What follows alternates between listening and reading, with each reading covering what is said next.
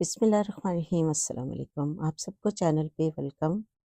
आलू एक ऐसी सब्ज़ी जो बहुत ही वर्सटाइल है, बहुत ज़्यादा खाई जाने वाली है और बहुत ज़्यादा पसंद की जाने वाली है। पूरी दुनिया में इसका इस्तेमाल बहुत ज़्यादा और मुख्तलिफ़ किस्म का है। हमारे मुल्क में तो इसको हर सब्ज़ी के साथ शामिल करके खाया जाता है। आलू गोभी, आलू पालक, आलू बैंगन, जो मौसमी सब्जियां होती हैं, मिक्स सब्जियां, उसमें आलू का इस्तेमाल किया जाता है। आलू मेथी है। आज हम बनाएंगे इससे कटलेस, और कटलेस बनाएंगे तीन तरह के। ये जो कटलेस आप देख रहे हैं ये डिफरेंट वे में बनेगा। इसकी रेसिपी मैं आपके साथ शेयर करूंगी। और एक वो वाला कटलेस जिसको बिल्कुल राउंड बनाया जाता है और एक साइड से वो आपको फटा हुआ नजर आता है, बेसन में लपेटा जाता है। वो किस तरह से बनता है उसकी जो मेथड है वो मैं आपके साथ शेयर करूंगी।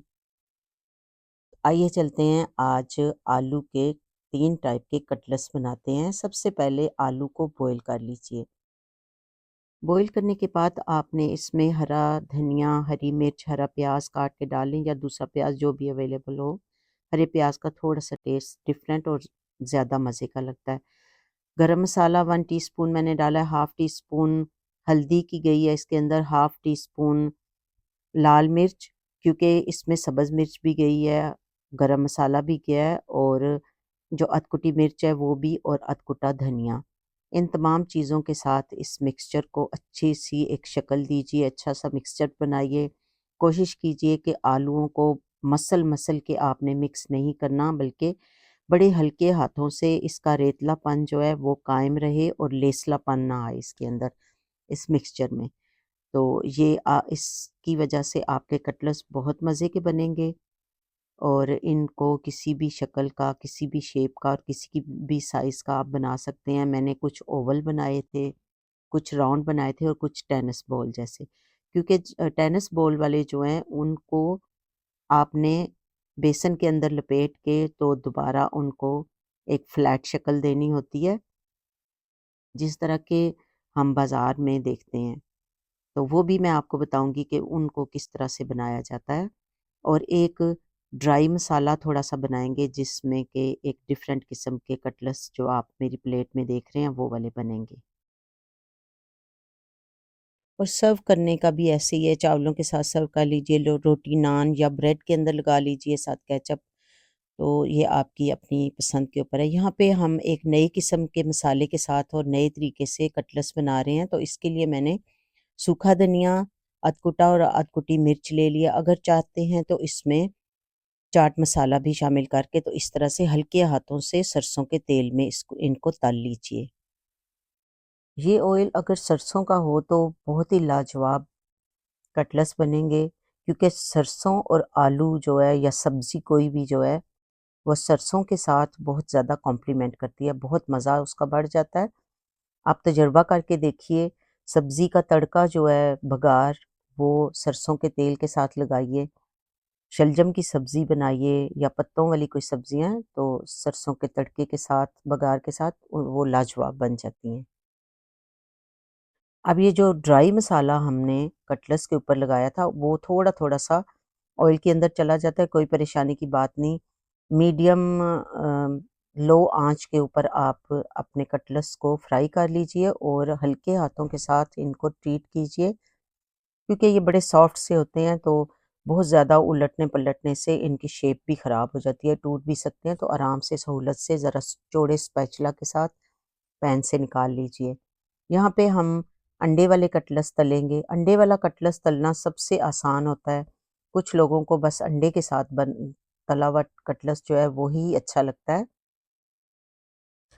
तो ये तो एक आम प्रैक्टिस है कि अंडे के साथ कटलेट्स को तला जाता है, तो उसी तरह से आप अंडे को फेंट लीजिए। जितने कटलेट्स हैं उस हिसाब से आप अंडा ले लीजिए फेंट के अच्छे तरीके से। अगर चाहें तो अंडे में थोड़ी-सी हल्दी भी शामिल कर लीजिए, उससे कटलेट्स के ऊपर भी एक अच्छा-सा रंग भी आ जाएगा, और हल्दी तो वैसे भी बहुत फ़ायदेमंद है। तो इस तरह से थोड़े से ऑयल में अंडे वाले कटलेट्स तले जा सकते हैं, इसको बहुत ज़्यादा ऑयल की ज़रूरत नहीं पड़ती। एक साइड पे गोल्डन कलर जब आ जाए तो आराम से इसको उलट दें, और दूसरी साइड पे भी सेम कलर आने दें। जल ना जाएँ, क्योंकि जले हुए जो हैं वो कोई भी चीज़ अच्छी नहीं लगती, और ख़ास तौर पे जिन चीज़ों को फ्राई किया जाता है, उनके नीचे आँच का एक तनासुब जो है उसका रखना बहुत ही ज़रूरी होता है, जिससे आपकी कुकिंग बड़ी अच्छी और बड़ी नाइस सी लगती है। तो यहाँ पे अंडे से तले हुए कटलेट्स हमारे रेडी हैं, इनको भी हम डिश आउट कर लेंगे, और इसके साथ आप हरे पुदीने, धनिये, सब्ज़ मिर्च की चटनी जो है वो बनाएँ टमाटर के साथ या योगर्ट के साथ, तो वो बड़ी अच्छी लगती है। या फिर बच्चे जो हैं वो ज़्यादातर केचअप पसंद करते हैं, उनको केचअप के साथ सर्व कर दें। चिली सॉसेस जो मुख्तलिफ़ किस्म के होते हैं वो भी बहुत ज़्यादा कॉम्प्लीमेंट करते हैं कटलेट्स के साथ। तो इस तरह से ये हमारे 2 टाइप के कटलेट्स जो हैं वो बन के रेडी हो गए हैं। अब मैं जो बाज़ार में कटलेट्स तले जाते हैं बेसन के साथ, उसकी यहाँ पे आपके साथ वीडियो शेयर करूँगी। उन कटलेट्सों को बनाने के लिए हमें सबसे पहले बेसन चाहिए। यहाँ पे मैंने 2 एंड हाफ टेबल स्पून बेसन ले लिया है, और आहिस्ता-आहिस्ता उसमें पानी मिक्स करके तो उसको बस मीडियम रनी रखा है, ना बहुत ज़्यादा रनी है और ना बहुत ज़्यादा थिक है, क्योंकि थिक होगा तो कटलेट्स एक तरह से उसके अंदर जाके स्टक हो जाएँगे, और बहुत रनी होगा तो कटलेट्स एम्प्टी हो जाएगा ऑयल के अंदर जाके। तो ऐसी कंसिस्टेंसी आपने रखनी है, जो कि कटलेट्स को ऊपर वो एक लेयर के साथ उसको लपेट ले अपने अंदर। तो इस तरह से टेनिस बॉल जितने या थोड़े से बड़े, इसका भी कोई वो मेजरमेंट नहीं है कि इतने बड़े होने चाहिए और इतने छोटे, जितने आप बनाना चाहते हो उसी हिसाब से आप बना लीजिए। जितने आपको चाहिए बना के टेनिस बॉल की तरह इसको रख लीजिए। हल्का-हल्का ऊपर पानी भी लगा लीजिए, और ये देखिए, ये मैं आपको दिखा रही हूँ कि इसकी कितनी कंसिस्टेंसी होनी चाहिए। इसके अलावा बेसन में मैंने थोड़ा-सा नमक, थोड़ी-सी मिर्च और हल्दी डाली है, ताकि बेसन का कलर बड़ा अच्छा-सा हो जाए, जायका भी ठीक हो जाए, और हमारे कटलेट्स जो हैं उनका कलर भी बड़ा अच्छा लगे। तो इतनी सी कंसिस्टेंसी आपको चाहिए। ऑयल मैंने गरम कर लिया था। इसके अंदर मैं ये 4 कटलेट्स हैं जो डाल रही हूँ। ये आराम से इतनी सी कढ़ाई के अंदर कुक हो जाएँगे। अभी आपने एकदम से इनको स्पैचुला या कोई भी चीज़ नहीं लगानी, क्योंकि बेसन जो है वो इसके ऊपर से उतर सकता है।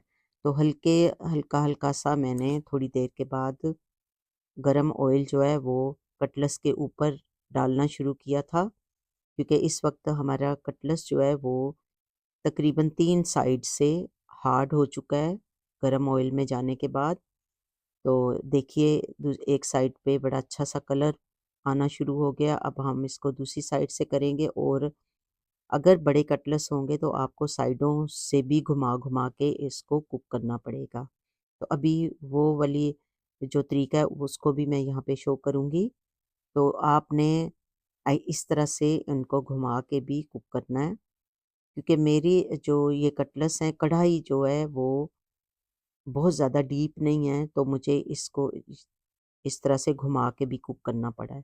तो इस तरह से बहुत ज़्यादा टाइम नहीं लगता, बस ये आपने ख़्याल करना है कि जो बेसन है वो अच्छी तरह से कुक हो जाए। टू मच थिकनेस नहीं है इसकी लेयर की, बेसन की लेयर की, तो बहुत आराम से और जल्दी कुक हो जाएगा।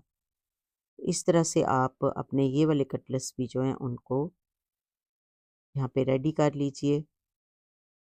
घुमा-घुमा के हमने इसको कुक कर लिया है, बड़ा अच्छा-सा इनका कलर बन गया है, प्रॉपर कुक हो चुका है हमारा बेसन जो है, और आलू तो ऑलरेडी आप जानते हैं कि वो कुक्ड हैं।